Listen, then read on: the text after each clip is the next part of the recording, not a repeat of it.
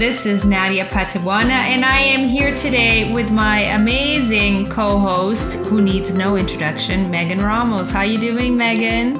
I'm good, Nadia. I hear you're putting me in the hot seat today. Oh, I cannot wait. You know I've been waiting for this for a long time. So, for those of you that have been following us along, this is our 6th episode. Which is pretty wild. We've been talking about this for a while.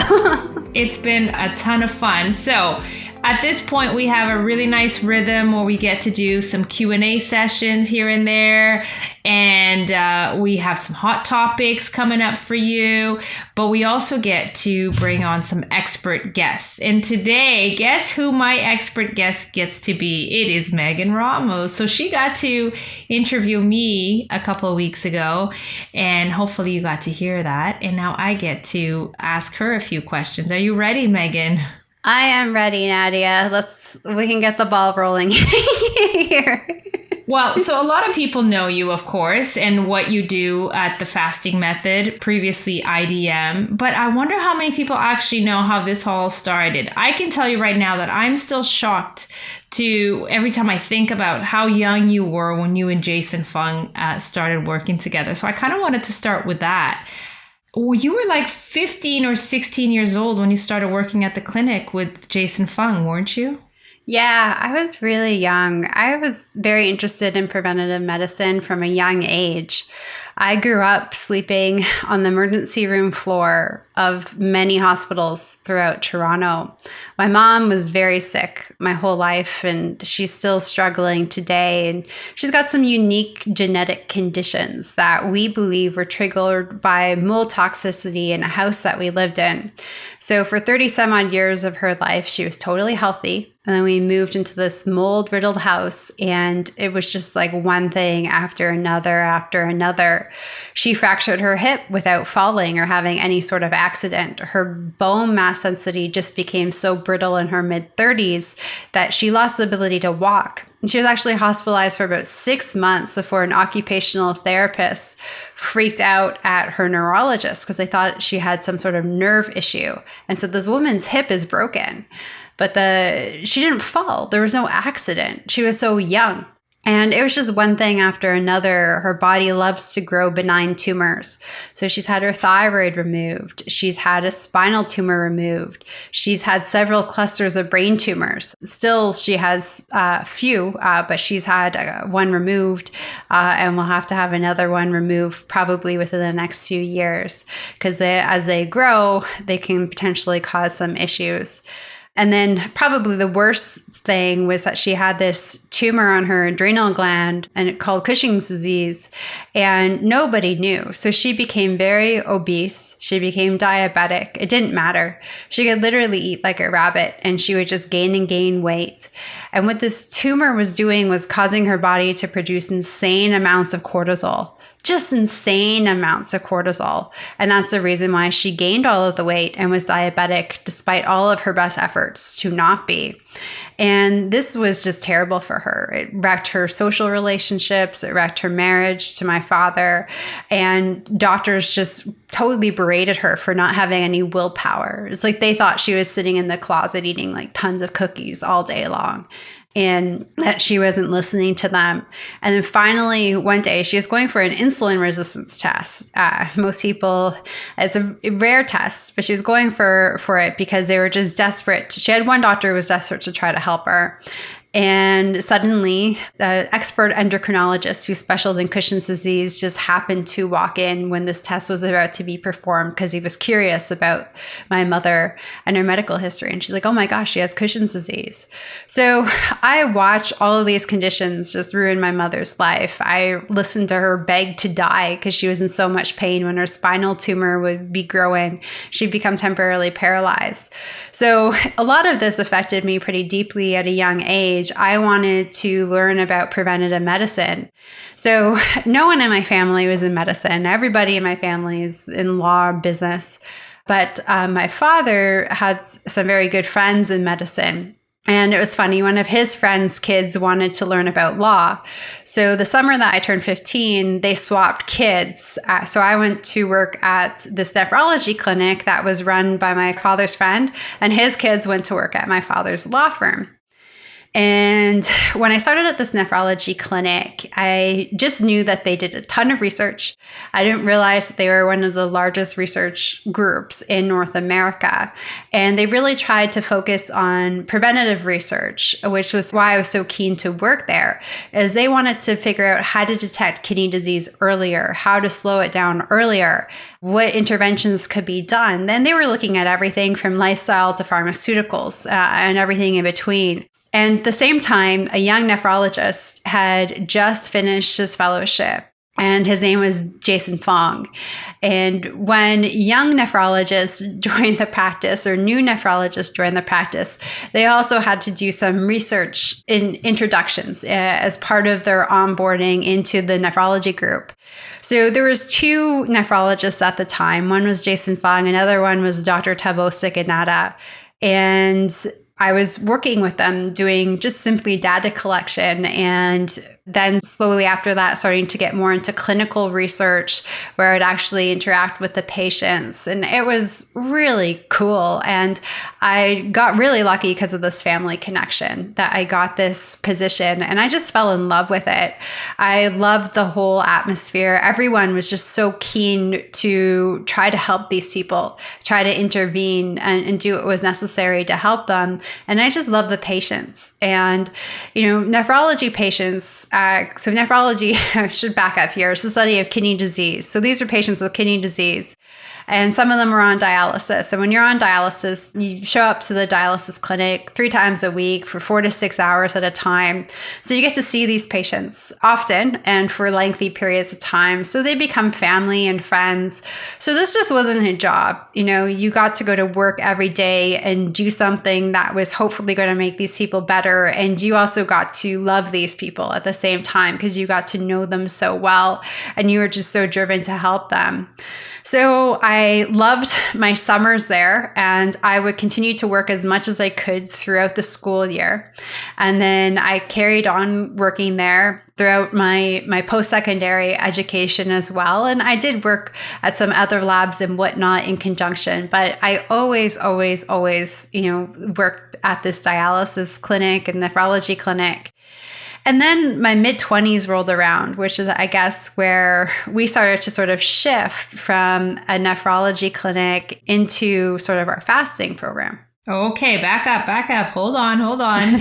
So first of all, I think that story tells us a lot about you, not just your own personal experience, but then professionally and how then the two worlds really molded together. Of course, I knew quite a bit about your mom's health history, but it's still so hard to hear that again. And, what you guys went through as a family. But it did bring on a lot of empathy and a lot of knowledge from a very, very young age. But then you were about to tell us, how did the fasting whole thing come about? So I know that when you finished university, you decided to join their clinic as a research. What was your title? So I was doing clinical research studies, actually. So we were working on this huge prospective study. The goal was to enroll 2,500 patients with very mild kidney disease and watch them over 3-year time. And we were really tracking certain biomarkers that we thought would be an earlier predictor of kidney disease, so we could implement lifestyle interventions earlier. So to know me is to know that I was all about this stuff: prevention, earlier detection. That was my whole world at that time, because I thought by doing so, we could help people. But it was a heartbreaking study. So we had 3 different sites that we were running this program out of in Toronto. So we were in the East End, we had a site in the West End, and then north part of the city. And it was devastating. And the reason why is these patients, in order to qualify for the study, had to have very mild kidney disease. Within the first couple of years of the study, over 30% of them died from kidney-related complications, primarily due to type 2 diabetes. So these were people that, had very mild problems. And within just a couple of years, they were dropping like flies. It felt like it was heartbreaking. We were 3 years into the study and desperately trying to enroll more people into it, because we had to have a certain sample size in order to get meaningful data from the study. And diabetes was just killing everybody. And this was sort of at my point in the career. I was waiting to go to medical school. I was going to take some time off. I wanted to get this experience working on this project. I knew this project was going to happen. So I had taken some time off, and I was going through some personal stuff too. I had a relationship of over a decade come to an end. My mother was having brain surgery. There was a lot going on in my personal life. So, okay, I'm going to park going to medical school for a little while. I'm going to work on this project, and I'm going to sort out some of these personal matters too. But I became so heartbroken going through this study that we were working on and just watching all these people that I grew to love, pass away from diabetic related kidney issues. There was nothing we could do in nephrology. And that became really clear because the diabetes was damaging the kidneys. The diabetes was killing the kidneys. So unless we could control the diabetes, we couldn't do anything for these people. And I thought, oh my gosh, am I just signing up for a career of watching people die? Because quote unquote, diabetes is a chronic progressive condition. At least that's what they tell you in mainstream medicine. So I was just devastated. And I thought there's some sort of reckoning going on with my life. I had all of the stuff that I was trying to deal with. And now this whole promising future that I had where I could actually help people was quickly going down the toilet. And so I mentioned earlier, my family is heavily in law. And I thought, okay, this might be a little bit late to get to the game, but at least I have connections. And I actually signed up to write my LSATs because I said, if I'm going to be miserable, at least I won't be watching people that I grew to love die. So I continued to take more time off, was going to write my LSATs. And in that time frame, there was stress going on in my life. There was a lot going on. And I would say it was probably the first time in my life, too, I wasn't bogged down by school. So in hindsight, I realized in school, I fasted all of the time. Did I eat like garbage? Absolutely. But I fasted all of the time. There'd be so many moments at 1 o'clock in the morning. And I think to myself, did I even eat today? I was so busy studying all of the time. I knew people, even before I went to university, people joked about how skinny Megan was going to gain her freshman 15. And even my mom said, oh no, she won't. She does not gain weight. But then I'm finished up with school. I'm working. I'm getting income. My friends are done with school. They're working. They're getting income. I'm separated, so I'm going out and socializing a lot. I'm thinking, okay, you've got this horrendous family history of metabolic disease, and my mom's whole history is a whole other disaster. So you've got to eat your 3 meals a day and your 3 snacks a day, and you've got to for the first time in your life start to eat breakfast. So when I was taking this time off school, I thought, okay, I got to get my own health together. And during this time, I gained tons of weight. So skinny little Megan, who couldn't gain a pound, suddenly blew up 80 pounds. So sorry to interrupt, Megan. No. So you finished your university and continued researching there at the same place that Dr. Jason Fung was at, right? Yeah. And then, of course, knowing and having worked there with you guys, I know exactly what you mean about this tight-knit family unit that you guys created between doctors and patients and yourself as a researcher. But in the midst of that, you're going through your own health concerns, or rather your own emotional concerns, and really you were confused between whether you should go to medical school or law school. Is that what you were telling us? Yeah. So my personal life and professional life kind of hit head on. I was 26. All I was doing was watching people die. And I thought I need to get my health together, and following all of the guidelines to do so. I worked with a crazy expensive dietitian because I had access to that resource. I had a personal trainer. I was doing it all, and I was gaining weight. So as I was getting so frustrated professionally watching people die from diabetes, here I was developing it. And it all kind of reached a head when I was 27. And I went in for my annual physical, and my hemoglobin A1C was 6.4%. So that's a cutoff. And my doctor said to me, I don't know what's going on with you.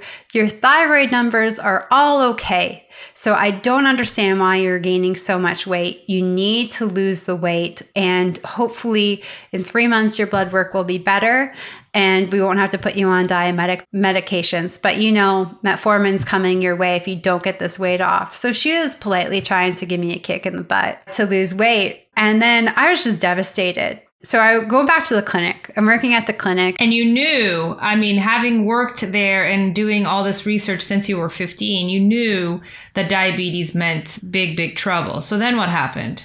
I was devastated. I was totally heartbroken. Like she gave me my death notice. Like I was like, okay, I'm going to be on dialysis by the time I'm 35. I'm going to have dementia by the time I'm 40. I'm going to be on disability.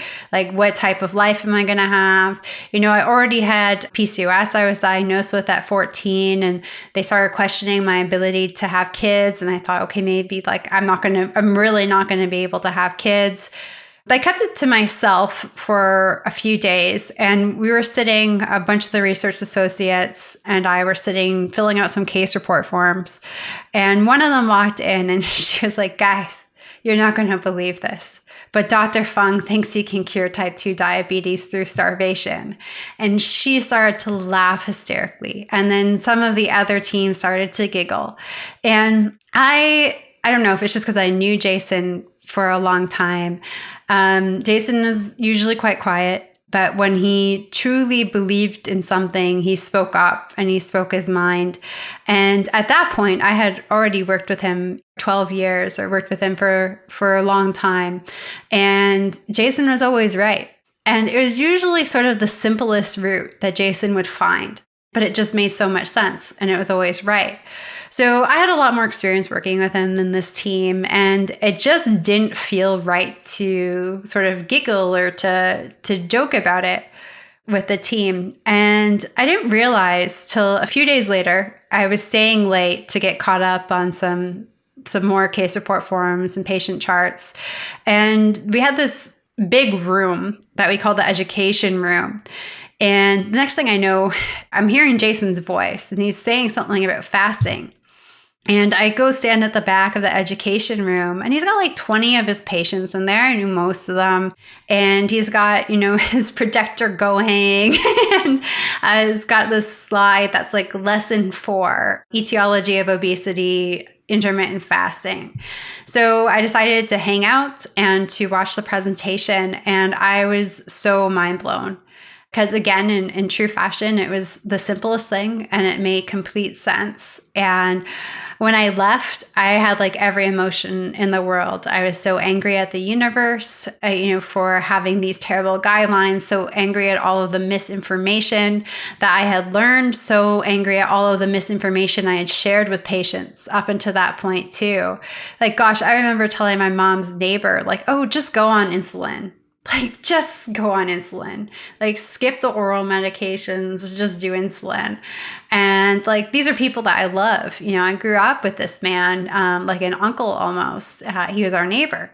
And I was so angry. And the next day in the clinic, I went in and I chatted with Jason. I was like devastated, like this is my diagnosis. And so he gave me some great literature on fasting. And then I got to see the previous 3 parts to that series that he was doing. And you can see it on his YouTube channel, the Etiology of Obesity series. And it was lesson 4 that sort of shook my universe.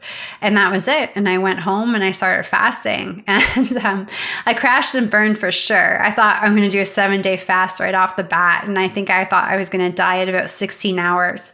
So I held steady at 16 to 18 hours. And then I went to 24. And then I slowly worked my way up to what became my base protocol, which was 2 42s and a 24. And I did that. And something Jason had said to a patient one day was that this is not a diet. This is a therapeutic treatment. This is the treatment that you're electing. And as someone who had some issues with some cancerous cells and had family members go through experience, I have ovarian cancer in my family. Like my grandmother, she didn't want to go to chemotherapy, but she needed to. She would much rather be out at lunch with her friends, but she couldn't. She had to show up for her treatments if she wanted to live longer or see what her odds were. And well, she lived 6 years longer than anyone ever thought she would. So, for me, I showed up to my fasting days like I was showing up to treatment. And so I might miss some lunches with friends, or I might not feel the best that day, but this was my treatment. And by hell, diabetes ruins your body. And I needed, in 6 months, I needed to reverse this diabetes. I could not let it go on for 6 years. I would destroy my eyes. I would destroy my nerves. I would destroy my kidney. I can't do that. You need to take care. Diabetes doesn't wait for you to get it together. You've got to get it together to beat the diabetes, whether you're ready to or not. So I did my fast 3 times a week, come hell or high water. And sometimes there were 324s and sometimes there were 342s. And more often they were 242s and a 24. But that really worked for me. I like knowing that I could eat the next day. I like knowing that I could give myself a bit of flexibility and do a 24 if I couldn't fill up to a 42. Depending on certain times in my cycle, it was more challenging to fast. So I gave myself a little bit of flexibility. I approached fasting the opposite that I approached anything else in my life. Not being extreme, number one. So not always trying to do 5 to 7 day fasts, because I went into everything else in life terribly extreme. And also giving myself some flexibility to be human, because I knew that these were things with other aspects of my life that often held me back or didn't enable me to reach my fullest potential. And with diabetes, I couldn't risk that. I had to get outside of my comfort zone, give myself flexibility to be human, and find something that I could do consistently, because you can't go 110% for 6 months straight with extended fasts. And it worked for me. So in 6 months, I reversed not only my A1C, I literally reversed it. It went from 6.4 to 4.6%, like a literal swap. And then I was diagnosed with fatty liver as a kid. I was 12. They told me I would just grow out of it because I was skinny. It didn't make sense to the specialist why I had this fatty liver, because I was quote unquote skinny. And now I know I was a little sack of fat. I was what we call a TOFI, thin on the outside, fat on the inside. But this fatty liver that I could never get rid of, I got rid of it. This PCOS that I struggled with, it was gone. It was a thing of the past. And I was healthy, and I had lost over 60 pounds. And then I continued to optimize my body fat percentage after that. Jason and I, throughout my journey, really wanted to start a fasting clinic, but our colleagues just thought we were totally mental. You want to fast diabetic patients on medication? What? You guys are nuts. But the director of the nephrology group, who's my father's friend, everybody was just so blown away with my transformation. And they kind of became a little bit more relaxed, and we were able to do a pilot with Jason's patients, and then we were able to expand that to other physicians. It was amazing. All physicians but one started to refer us patients within our own practice. And then throughout the rest of our area in Scarborough, which was the niche of Toronto that we were in, and then the greater Toronto area. And then Jason wrote the obesity code, and suddenly we had people from all over the world trying to get into the clinic. Yeah, I can confirm that to be true, because that's the year I started working with you guys. And when I came in, you had piles and piles of files waiting for you. And there was no way that one Megan could see all of those people. But you guys... Wow, I have so many questions. Amazing. Amazing how you went into this fasting journey yourself. Would you say that you were Jason's very first patient? Well, I sort of forced myself upon him. I don't know. I carefully listened to everything he said and anything he would share on fasting. And then I did it. And he would kindly allow me to do my blood work there at the clinic. So he would be able to order it for me, and I'd be able to monitor myself. And we just ended up sort of bonding in a different way over my experience with this. That's pretty amazing. Do you think that...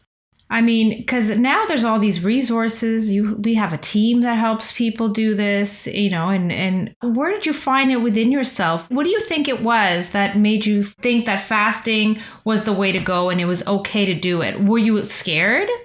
Sure. When I started fasting for my own health issues, I thought, what in the world do I have to lose? My future was so grim. If I did what the Canadian Diabetes or American Diabetes Associations did. And for a couple of years, while I was taking this time off school and working on the research study, I was working out with the trainer. I was following the Canadian Food Guide. I had literally the most fancy dietitian in the entire country helping me navigate it. And all I did was become more and more sick. So if I did what mainstream medicine told me to do, I was just going to die. So I really felt like I had nothing to lose with fasting. And then I think what people don't necessarily realize if you live outside of Canada is the diversity in Canada, especially that of Toronto. So Toronto is the most culturally diverse city in the entire world. And about 51% of the population weren't born in Canada. So we are substantially diverse, and it is an incredible thing because you can be walking down any street downtown and you can hear several different languages being spoken and everybody coming together. And it was truly such a magical place to grow up and be exposed to so much culture and diversity. And so for me, growing up somewhere like in Toronto and working in a clinic, not only a clinic within Toronto, in the most diverse niche of Toronto, fasting, I was familiar with it because fasting is part of every major religion in the world. My best friend growing up in elementary school, middle school, high school, she was Hindu. And when she got to a certain age, she fasted every Friday for 24 hours. And her parents fasted a couple times a week for 24 hours. And there were times of the year where they did longer fasts. Like this was it wasn't part of my family. We had the fast with McDonald's kind of mentality in my household. But this was sort of the reality I grew up with outside of my household. And Jason and I, and like everybody at the clinic, we had tons of patients that fasted for Ramadan every year. So Ramadan is where you fast from sunrise to sunset for 30 days, and then you end it with a big feast called a celebration called Eid at the end of it. And Ramadan changes its time throughout the year. So sometimes if it falls in winter, well, the days are much shorter in winter, so the fasts are shorter. But sometimes it falls in July, and that sun can be out for like 16 hours in Toronto in July. So they were doing these long fasts, and when they're fasting for Ramadan, they're not having anything from sunrise to sunset. It's a dry fast during that period of time.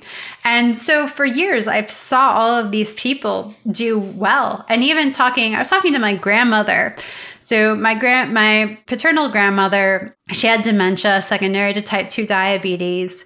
And she was the only one that didn't give me grief when I started fasting. She said, like my kids didn't start gaining weight till they moved outside of my house. And I didn't start gaining weight till I started keeping cookies for every day after dinner versus somebody's birthday, or having potato chips always in my pantry versus just having it for special long weekends like Labor Day or Thanksgiving. And she's like, that's when I gained weight. That's when all my kids started to have weight issues. That's when her sister, my great aunt, started to gain weight. And she said, we used to fast all of the time. And growing up, we joke about sort of the Leave It to Beaver eating style. Like if you go back and watch that sitcom, Beaver wasn't allowed to eat before dinner. He wasn't allowed to eat after dinner. It meant he didn't eat enough at dinner. He went to school with an apple, not literally a pail full of snack foods. And my grandmother said she grew up like that. And nobody had type 2 diabetes. Nobody was obese in those days. And my grandmother was somewhat of a religious person, more so than her kids or my generation of cousins. And she said, Megan, Lent used to be 40 days, not without beer or French fries. It used to be 40 days of actual fasting. So fasting, like this was something that was a more common thought process. If you didn't do it yourself, your neighbor did it or your friend did it living in Toronto. So it wasn't totally weird for me to start fasting. So you were incredibly knowledgeable, open to it, of course, but also you had a lot more information than people probably have out there. Not great information, but seeing your patients dying and all of that, you had the fear of God in you, if you want to call it that. But you were incredibly successful in your own initial fasting journey with Jason's help. And then you guys were able to convince the rest of the clinic to let you open up what was then called IDM, the Intensive Dietary Management Program. You want to tell us a little bit about IDM? That was wild. So everyone had said no, like, you guys are not doing this. And I went to Europe with a couple of friends for a few weeks. These are back in the days where you could actually just take time off and not have to check your email all of the time. It's amazing how much has changed in the last 11 years, 10 years. So I went to Europe. We were in France, Italy, Greece, and then we're flying home through Paris. And I thought, okay, our flight was delayed in Paris to come home to Toronto. So I was sitting at Charles de Gaulle Airport. I decided I'm going to check my emails. And there was this fury of emails. And all I got was I was flying home on a Sunday. And on the Tuesday was going to be the first day of our fasting clinic. And there was one email where the director said, "Is Megan going to be ready?" And Jason's like, "Oh, she'll be ready." I was just like, great. So I spent the entire trip home trying to create like handouts and ideas for handouts and educational materials, worksheets, all of that on my phone. I worked like a maniac that Monday, and Tuesday morning, that was it. We were going into the clinic. We were starting, and Jason said, "What do you want to call us?" Like, what do you want to call our program? And I thought, oh, geez, like that of the 900 things I thought about, coming up for a name with it wasn't one of them. And he said, how about intensive dietary management? Because, we want people to take this seriously. It's like a treatment. It's not a fad. And dietary, we've got to address the diet. And all right, so we were intensive dietary management, which nobody likes saying because it was too long. So we call it IDM for short. And we started seeing patients. I started seeing them one-on-one. But then we only had so much room and so much time that we could allot to seeing these patients. So I started having to see them in small groups. And there was just you. Let's not forget that. There was only one Megan. It was just me. Yeah, it started off slow, and I was still working in nephrology as well. So we're doing this first 2 half days a week, then 3 half days a week when the clinic had space to allow me to do it. And then we had to get some things squared away legally in order to be able to do it. And then Jason was like avidly blogging, and his blogs are phenomenal. And he just has an incredible way of engaging people through both verbal words, but very much so via written words. So he was attracting a lot of attention. And I started to pick up requests for people to come into the clinic. We ended up, because we only had these 3 half days a week where we could do it, we started booking people out a year out, 18 months out, 2 years out. And it was 2 years out by the time the obesity code came around. And then we started doing it online because people were saying, I'm going to move to Canada for 6 months from Qatar or from Australia. And it's just like, no, stay there. There's got to be something that we can do. And then there was, of course, some insurance concerns about seeing people from outside of Canada in the clinic. So I started doing, on the other days or times that I wasn't in the clinic, I started doing the online coaching, again in small groups, because I actually found the groups work so well. Because what ended up happening in a group session in the clinic is I'd have someone who is new, a couple people in the middle of their journey, and someone who was just had sort of kicked butt and was off their insulin and off other diabetic medications and had survived. They had gone through all of the initial humps, the bit of the keto flu, and they had troubleshooted, and they were so inspiring to everybody else. So we would go through and check in with each patient, and everybody would learn so much because they were at different stages. And it really, especially for those new patients who didn't think that they could do this, but were so motivated to try to do it, but just it was so great for them to see the light at the end of the tunnel from a peer. It was one thing for me to share my story, but I was 27. At that point, I had lost all of this weight. People had a hard time imagining such a young, healthy-looking woman being so sick in recent history. But in the groups, they could hear it from their peers, and it was a lot more relatable. So we started doing that online. And of course, people are weirded out about it. I mean, you're sharing private health information in a group setting, but it was so informative and so motivating. And, there would be a person who just really needed to hear one day that someone was kicking butt. And that was enough to motivate them to continue on in their journey when they were struggling or learning from one another. So the groups were just everything. The groups, people ask all of the time about, I've been able to sustain over 80 pounds of weight loss now for over a decade and maintain my good health, my good metabolic health anyways, for the better part of a decade. And I so attribute it to these groups because, it wasn't just me offering the education to these groups. It was really all of us offering support to one another. That's right. And so I was incredibly privileged to have watched that at the time, starting in 2016.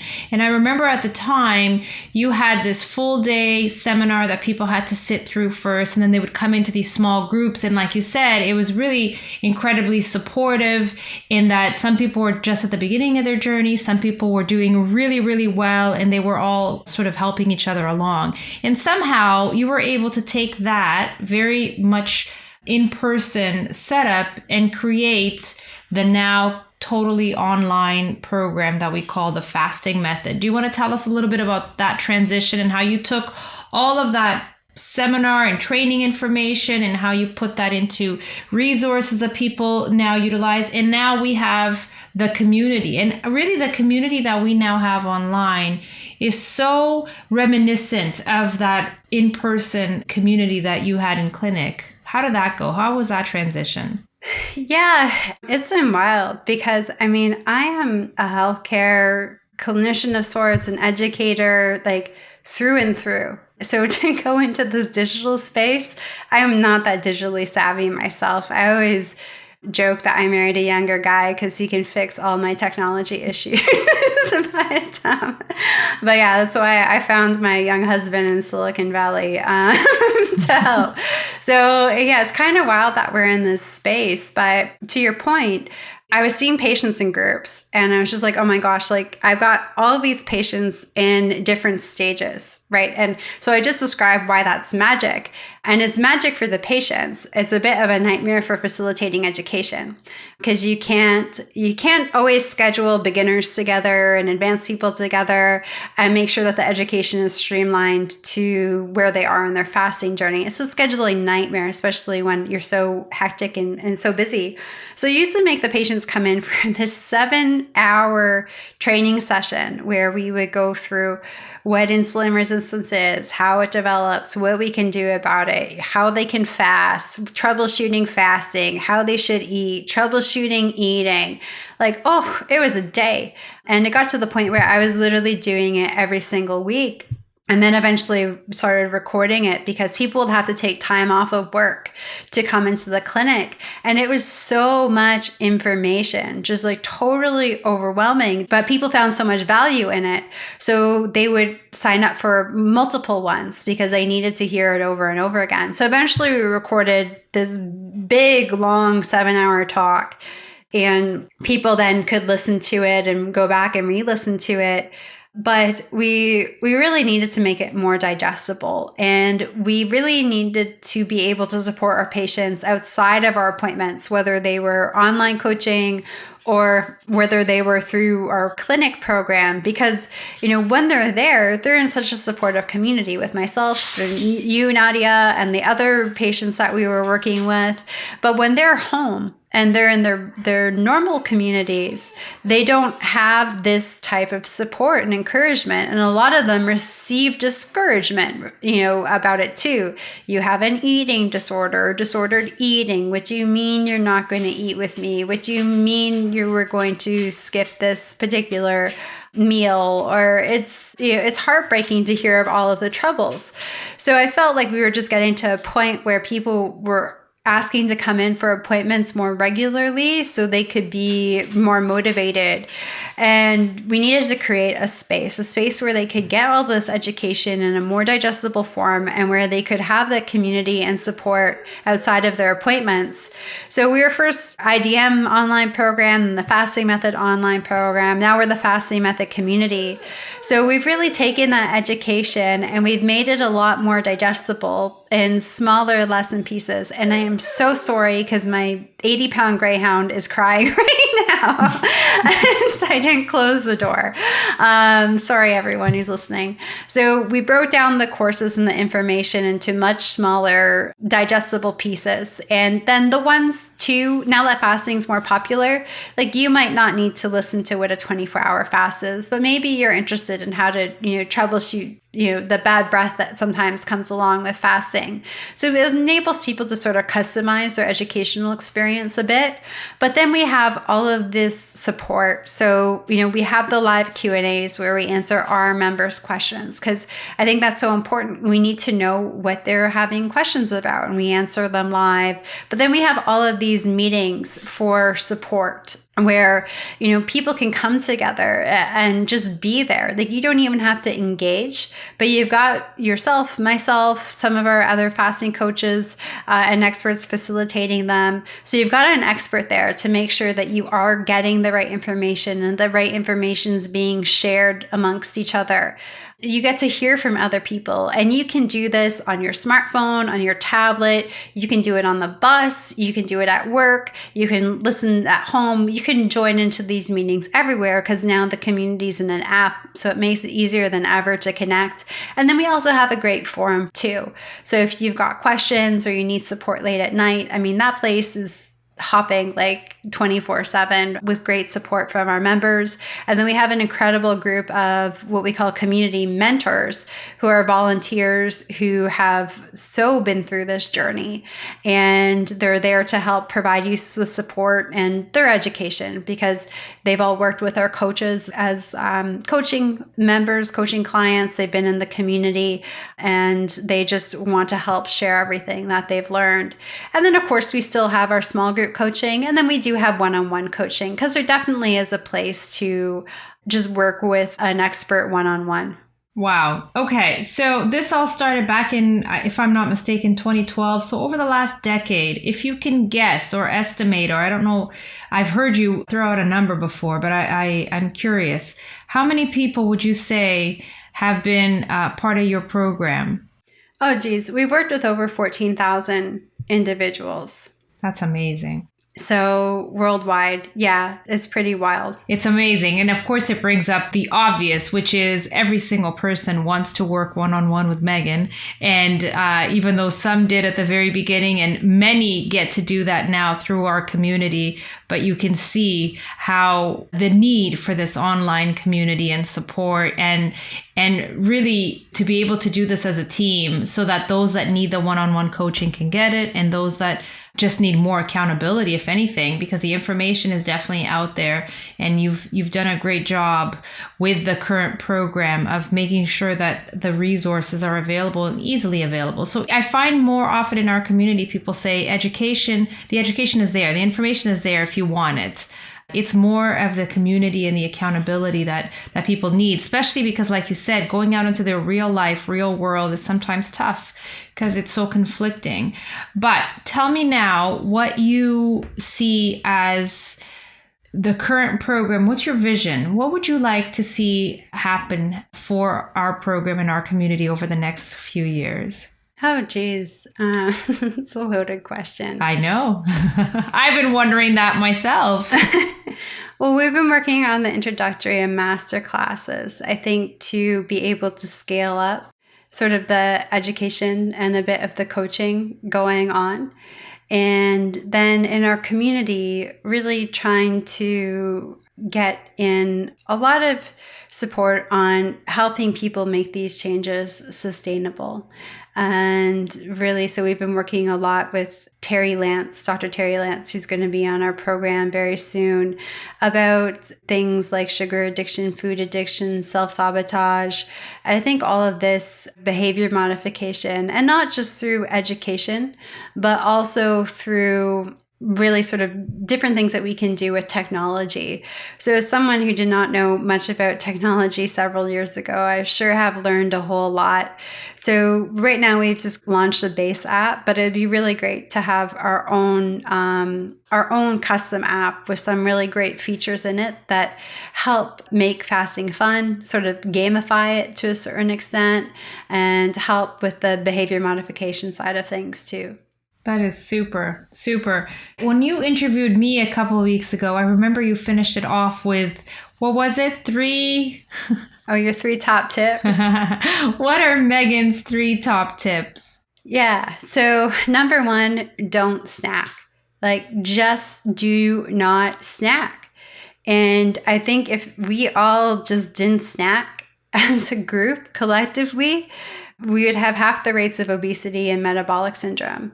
And in fact, actually, this weekend, a friend of mine from back home, she was someone who was going to have gastric bypass surgery and then learned about fasting and didn't. And she started off super strong with fasting. She got pregnant. Her first 2 kids were IVF babies this time, got pregnant at 40, all on her own, after losing a bunch of weight from fasting. But then with 3 kids, she went back to school to do her PhD. Life was a little bit hectic, and she just wasn't able to get into doing intense fasting.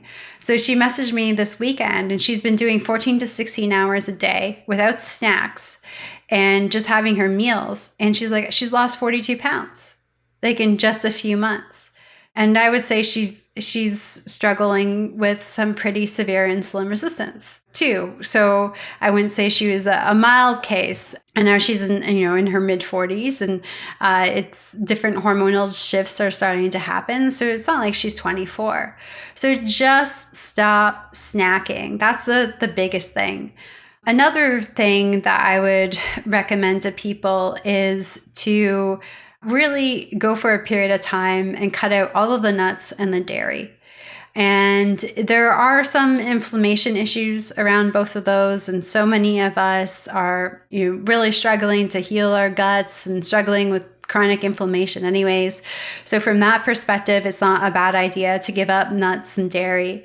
But they just create such unhealthy eating habits because we are so busy in this day and age that it's really easy to grab a handful of nuts instead of have a meal, or grab a block of cheese and eat that instead of a meal. And time again, I see this being a huge issue. When I ask someone to create a food diary, it's not because I think they're secretly eating tons of carbs or I think they're eating too many carbs. I often think that the base of their diet's largely nuts and cheese, and which it ends up being. And I do want to clarify something because I always forget to do this, and social media always gets me the most. I'm not talking about butter. When I say cut out the dairy, butter, ghee, of course you want to try to source good quality butter and ghee, preferably grass-fed, if you can. But butter and ghee are fine, but other forms of dairy. And we see heavy cream being like one of the biggest issues in our community too. So cutting out the cream, cutting out the cheese, and then cutting out the nuts and the nut butters. And I mean, if there was a center for like peanut butter addiction, I'm certain I would have gone at some points, because I would just eat tubs of peanut butter, organic peanut butter with no sugar added. And I would eat that like I used to eat pins of ice cream. So it creates, not just for me, but with so many people we work with, some negative eating habits. So those are sort of the two biggest things. And then I guess the third thing would be mindful eating practices. And most people kind of roll their eyes at me when I say this stuff, but it makes a huge difference. So what I say for mindful eating is have a designated spot in your home where you eat, whether it's a counter, like island, where you're sitting on a stool or a table, but make a designated spot where you eat. And when you're eating, there is no TV, there is no iPad, there is no smartphone, there is no scrolling through the news or even pictures of puppies. Like when we are eating while distracted, our bodies are in a state of distress. So we activate our sympathetic nervous system. So this happens when we are distracted. So it doesn't matter if we're reading the news, which is just awful any time of the day, or if we're looking at puppies. We are still distracted by something. Our body's trying to focus on one thing and eat at the same time. So we get this flight or fight hormonal response. So when that happens, our fat trapping ability goes up, our blood sugar levels are going up. It's all working sort of against our intentions. Our ability to feel satiated is going down. But when you actually are just focused on your food, the taste, the temperature, the textures, the combinations of the different things on your plate, and you're literally just thinking about the foods that you are eating and enjoying your meal, well, you have the opposite nervous system reaction. You activate your parasympathetic nervous system, which is our rest and digest nervous system. So you get better digestion happening, you get better absorption of nutrients, you experience satiation to a much greater extent. And that, of course, is going to enable you to fast longer and fast better and feel good. So there's so many benefits of eating free from distraction. So mindful eating, I think, is absolutely critical. Wow. Okay, those were great. 3 great tips. And thank you so much. I know it was a long telling us your entire journey with IDM was not a quick thing to do. Thank you so much for all the information and the details. And I'm so, again, I've said this many, many times, so grateful for having the opportunity to work with you. And now today, twice as grateful for having the opportunity to share all of that with our listeners. So Megan, thank you. And we will be back again next week with probably our Q&A. Is that what's coming up next, Megan? Yes, we're going to be answering your questions. So if you have questions, please submit them to podcast@thefastingmethod.com. Thank you. Have a great rest of the day, everyone. And thank you, Megan. Thanks, Nadia. Happy fasting, everybody.